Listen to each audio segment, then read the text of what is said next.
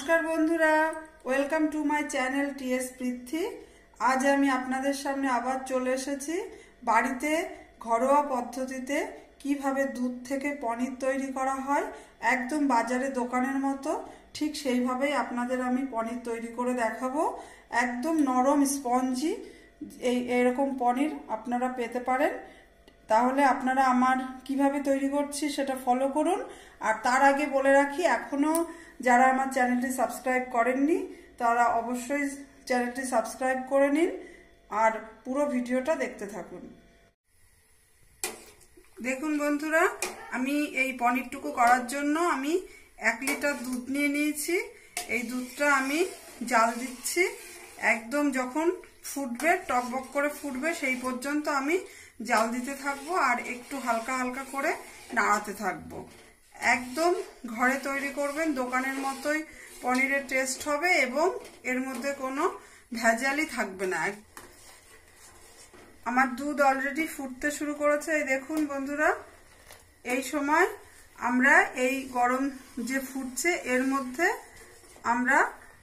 আপনারা লেবুর রস দিয়েও কাটাতে পারেন, ভিনিগার দিয়েও কাটাতে পারেন, কিংবা আগে তৈরি করা যে ছানার জল থাকে সেই জল দিয়েও কাটাতে পারেন। এর মধ্যে আমি অল্প অল্প করে একটু করে ছানার জল দিয়ে দেব আর নাড়াতে থাকবো।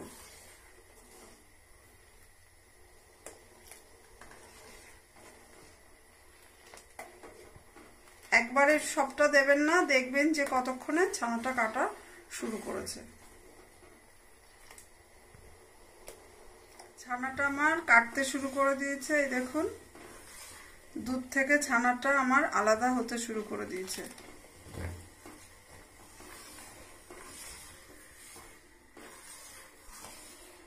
আমি গ্যাসটা নিভিয়ে দিয়েছি।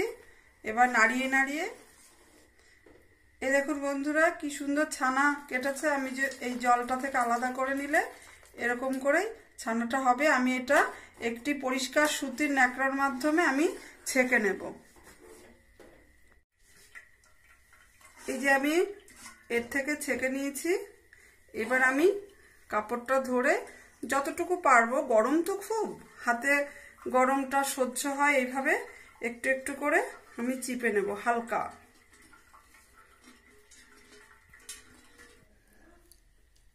এরকম একটা থালার ওপর আপনারা এই ছানা যেটা আমরা কাটালাম, এটা ছেঁকে নিয়েছি, সেটা এইভাবে রাখবেন।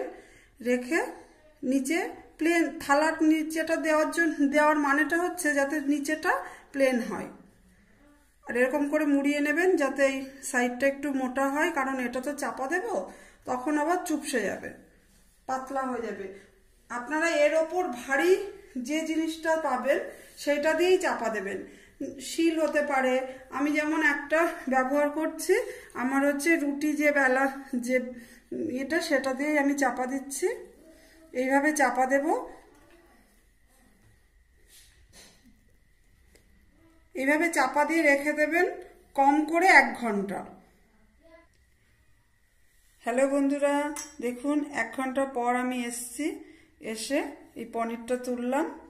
এই দেখুন কি সুন্দর পনির হয়েছে, কতটা নরম হয়েছে একদম।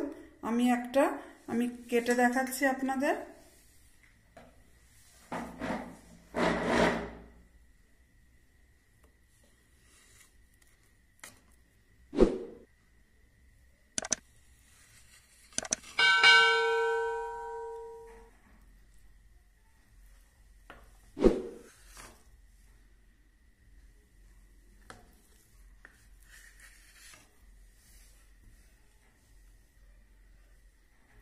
এই দেখুন বন্ধুরা, এখানে কি সুন্দর একদম জমাট বেঁধে গেছে।